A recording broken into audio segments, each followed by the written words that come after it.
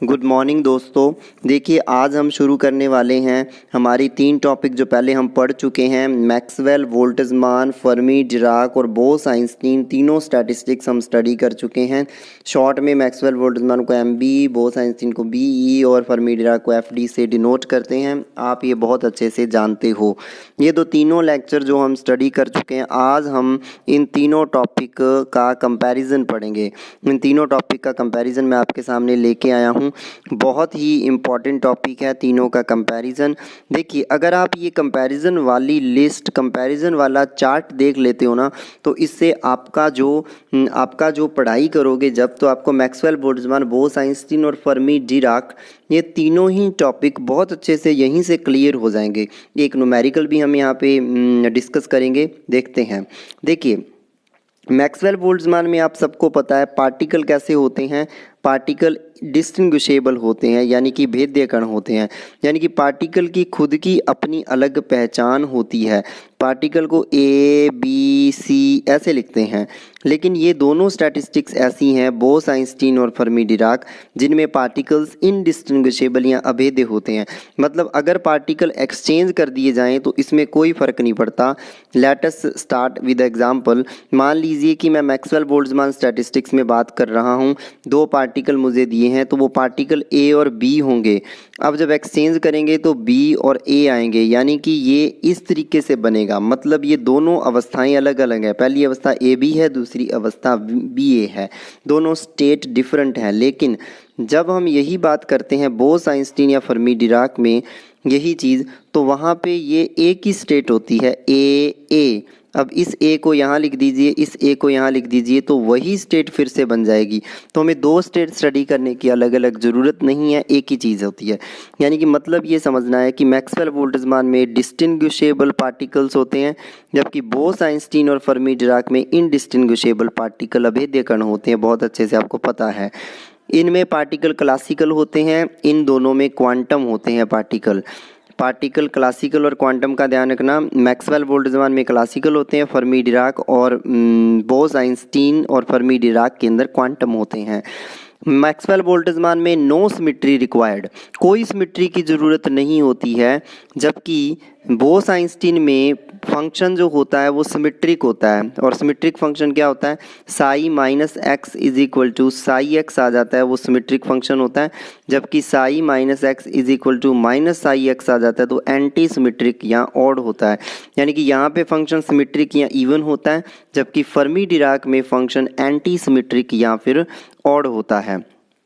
Even symmetric और anti symmetric, इसमें कोई सिमेट्री की ज़रूरत नहीं होती है, ठीक है ना। उसके बाद देखिए स्पिन, जो मैक्सवेल बोल्ट्जमान है उसमें स्पिन नॉट रिक्वायर्ड, स्पिन की कोई ज़रूरत नहीं होती है। जबकि बोस-आइंस्टीन में स्पिन क्या होती है, 0, H, 2H, 3H, dash dash NH। और H आपको पता है क्या होता है, Planck's constant 6.62 into 10⁻⁻34 joule second. ये जो होता है प्लांक्स कांस्टेंट होता है, ये अपने पास किस में होता है, बोस-आइंस्टीन के अंदर। तो बोस-आइंस्टीन स्टैटिस्टिक्स में स्पिन होती है 0H, यानी कि NH याद रख लेना, ठीक है। जबकि फर्मी डिराक में स्पिन होती है 12H, 3/2H, 5/2H, यानी कि 2n+1H/2। यहाँ पे n को 1 रख दी, 0 रखिए, H/2 2 रखिए, 1 रखिए, ऐसे चलते जाओगे, ये बनता जाएगा। तो ये इनकी स्पिन होती है अलग अलग। मैक्सवेल बोल्ट्जमान में नॉट रिक्वायर्ड, इसके अंदर इतनी और इसके अंदर इतनी, ठीक है। उसके बाद देखिए एग्जांपल्स की बात करते हैं। मैक्सवेल बोल्ट्जमान का एग्जांपल हो जाता है गैस मॉलिक्यूल्स, जबकि बोस-आइंस्टीन का हो जाता है फोटोन, फोनॉन, 2 हीलियम 4 यानी कि अल्फ़ा पार्टिकल, H2N2, ये इसका एग्जांपल हो जाता है। जबकि फर्मी डिराक का हो जाता है इलेक्ट्रॉन, न्यूट्रॉन, प्रोटॉन। तो ये इनके एग्जांपल है। इनमें गैस मॉलिक्यूल, इनमें फोनॉन, फोटोन, 2 हीलियम 4। फोनॉन क्या होते हैं, जैसे फोटोन होते हैं लाइट के क्वांटा, वैसे फोनॉन होते हैं साउंड के क्वांटा। इलेक्ट्रॉन, न्यूट्रॉन, प्रोटॉन तीनों इसमें आते हैं फर्मी डिराक में, यानी कि तीनों फर्मियन होते हैं। ये सारे बोसॉन होते हैं, ठीक है ना। और ये सारे क्लासिकल पार्टिकल होते हैं। फिर देखिए ये हमने डेरिवेशन किया था पीछे, जो वो है Ni = Gi e⁻α e⁻βe। ये होता है इसका Ni की वैल्यू, इसका Ni ये होता है, इसका Ni ये होता है। इसमें -1 होता है, इसमें +1, इतना ही ध्यान रखना है, ठीक है। फिर इनका दोनों का डिस्ट्रीब्यूशन फंक्शन, ये होता है इसका डिस्ट्रीब्यूशन फंक्शन, ये होता है इसका डिस्ट्रीब्यूशन फंक्शन, ये होता है।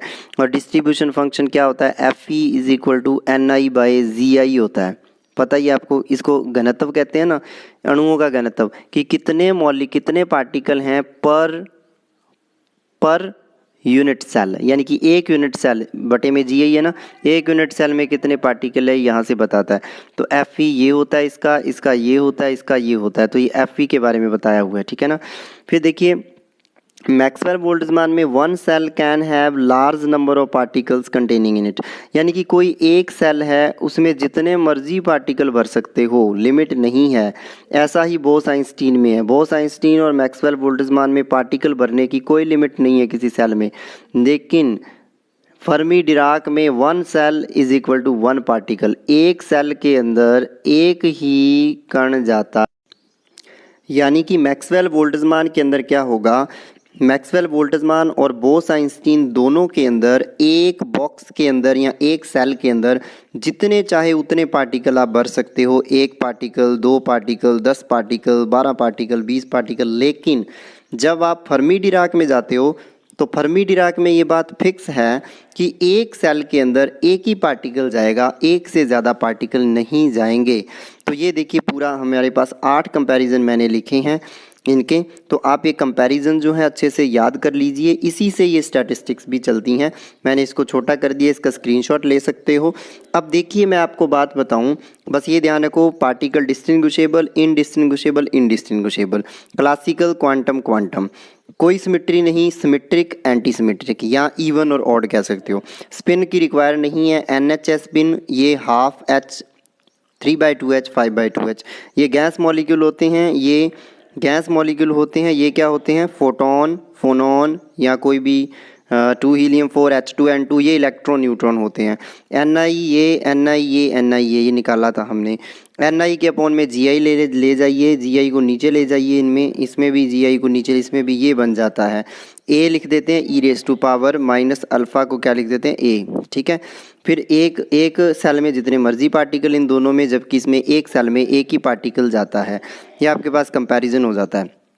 कंपैरिजन में एक चीज़ और लिख सकते हो, मैं आगे न्यूमेरिकल करवाऊंगा, थर्मोडायनेमिकल प्रोबेबिलिटी।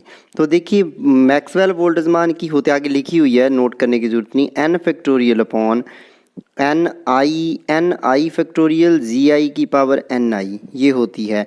उसके बाद जब आप बात करते हो बोस आइंस्टीन की, तो Gi प्लस Ni माइनस 1 का factorial divided by Gi minus 1 का फैक्टोरियल Ni का फैक्टोरियल, ठीक है, इस तरीके से होती है।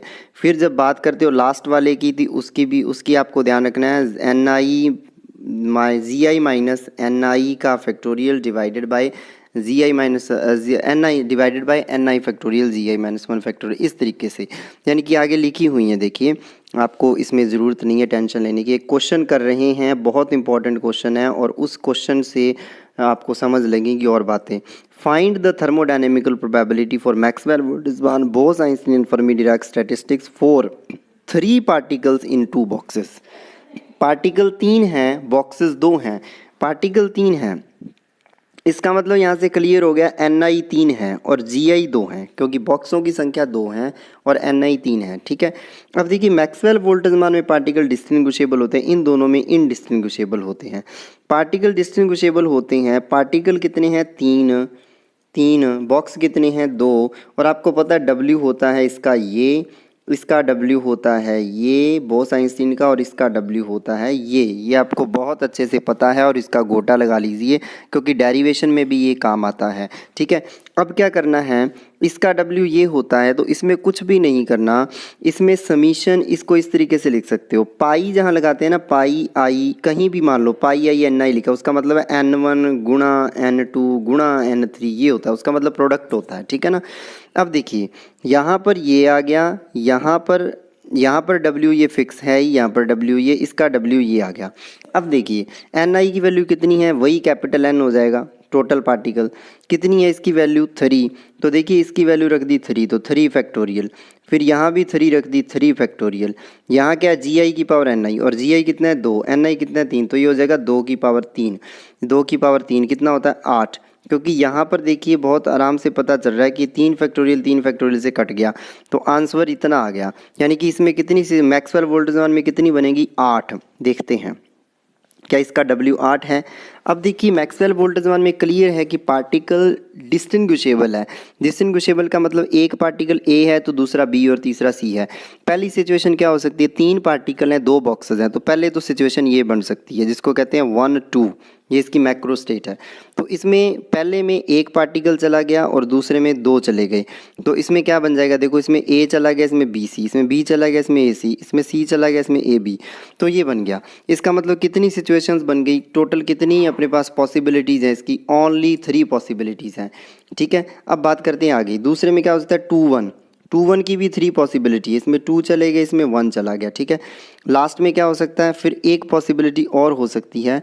कौन सी पॉसिबिलिटी हो सकती है, 3 0 और 0 3, इसमें तीनों चले गए, इसमें कुछ नहीं, 3 0, इसमें कोई नहीं है, इसमें 3 चले गए, तो ये हो सकता है। यानी कि 3 0 0 3 1 2 और 2 1, तो इस तरीके से कितनी पॉसिबिलिटी बन गई, 3 इसकी, 3 इसकी, 1 इसकी, 1 इसकी, 8।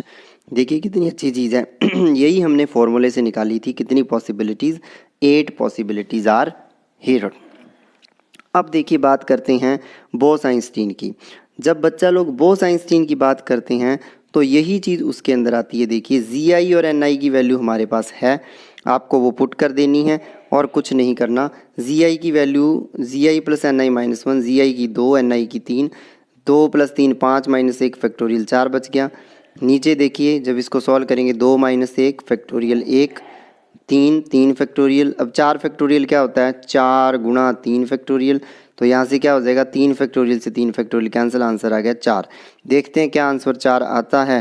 देखिए आंसर 4 आता है, कैसे पता चलेगा, देखिए सिचुएशन क्या है, 1 2 अगर आप लेते हो तो एक इसमें चला गया, 2 इसमें, एक ही सिचुएशन होती है क्योंकि पार्टिकल इनडिस्टिंग्विशेबल है। ABCD तो है नहीं, A है। ठीक है, अब देखिए फिर 2 1 के लिए भी एक ही अवस्था हो सकती है, वो ये 2 और 1।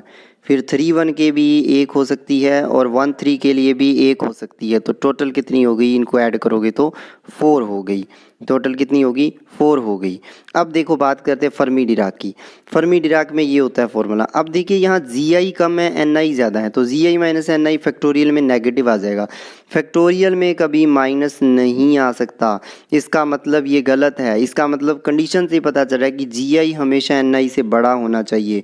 और ये मैंने जब फर्मी डिराक पढ़ाया था वहाँ बहुत अच्छे से बताया है कि GI NI से बड़ा क्यों होना चाहिए, क्योंकि एक लेवल, GI क्या है, नंबर ऑफ बॉक्सेस या नंबर ऑफ लेवल्स, एक बॉक्स या एक लेवल में एक ही पार्टिकल आ सकता है। अब एक ही पार्टिकल आ सकता है, इसका मतलब या तो GI और NI बराबर हों, जहाँ फिर बॉक्स बहुत ज़्यादा हों और पार्टिकल बहुत कम हों, ताकि सारे पार्टिकल को एक एक बॉक्स तो मिल जाए, बॉक्स खाली रह जाए तो चलेगा, पार्टिकल तो सारे भरने हैं ना, तो पार्टिकल खाली नहीं रहने चाहिए, कहने का मतलब।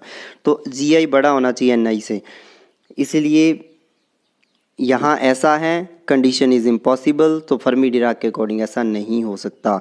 तो वो कंफ्यूज करने के लिए कुछ भी दे सकता है। तो ये आपका क्या हो गया, तीनों का कंपैरिजन एक एग्जांपल लेके भी हो गया, और ये इसका बेसिक जो थ्योरेटिकल कंपैरिजन था वो भी हो चुका है। तो अब आपको ये ध्यान रखना है, जब भी इस चैप्टर को आप पढ़ोगे तो इसके कंपैरिजन को अगर आप पहले पढ़ लोगे तो इस के टॉपिक्स के अंदर कोई दिक्कत नहीं आएगी। मैं फिर से थोड़ा सा रिवाइज़ करवा देता हूँ।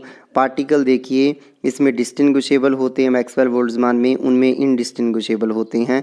ये क्लासिकल होता है वो क्वांटम होते हैं। इनमें सिमेट्री नहीं होती, वो सिमेट्रिक और एंटी सिमेट्रिक होते हैं। इसमें स्पिन नहीं होती, उसमें NH होती है, और उसमें क्या होती है, इसमें 0H 2H 3H ऐसे चलती है, जबकि फर्मी डिराक में H/2 3/2 H 5/2 H 7/2 H 9/2 H ऐसे चलती है। इसमें गैस मॉलिक्यूल एग्जाम्पल है, इसमें फोटोन, फोनॉन 2 हीलियम 4 H2 और N2 एग्जाम्पल हैं। इसमें इलेक्ट्रॉन न्यूट्रॉन और प्रोटॉन आ जाते हैं। इसका फॉर्मूला ये है, इसका ये है। फॉर्मूले का डेरिवेशन मैंने आपको बोला है, ये आप लोग देख सकते हो आई बटन पे क्लिक करके भी, और डिस्क्रिप्शन में भी लिंक है। फिर एफ ई होता है Ni/Gi, तो Gi सबके नीचे ले आओ, ये बच जाएगा, ठीक है ना। उसके बाद इसमें इन पहले दोनों स्टैटिस्टिक्स में जो MB और BE है, एक बॉक्स में जितने मर्जी पार्टिकल आ सकते हैं, लेकिन फर्मी डिराक में एक बॉक्स में एक ही पार्टिकल आ सकता है। ये पाउली एक्सक्लूसिव प्रिंसिपल को फॉलो करता है। फिर हमने ये एग्जाम्पल पढ़ा था, देखिए हमारे पास 3 पार्टिकल थे, 2 बॉक्सेस थे, तो इनमें हमने जिस तरीके से डिवाइड पहले फॉर्मूले के अकॉर्डिंग किया, इसको भी फॉर्मूले के अकॉर्डिंग देखा, और फिर उसके बाद इस डिस्ट्रीब्यूशन को दोनों से करके देखा। तीसरा पॉसिबल नहीं है क्योंकि हमारे पास Gi बड़ा होना चाहिए Ni से, लेकिन यहाँ पे ऐसा नहीं है, इसलिए ये तीसरी पॉसिबिलिटी नहीं हो सकती। तो ये आपके पास टोटल हो गया दोस्तों। वीडियो अच्छा लगा और लाइक करना, और सब्सक्राइब करो, शेयर करो अपने दोस्तों के साथ। बहुत बहुत धन्यवाद।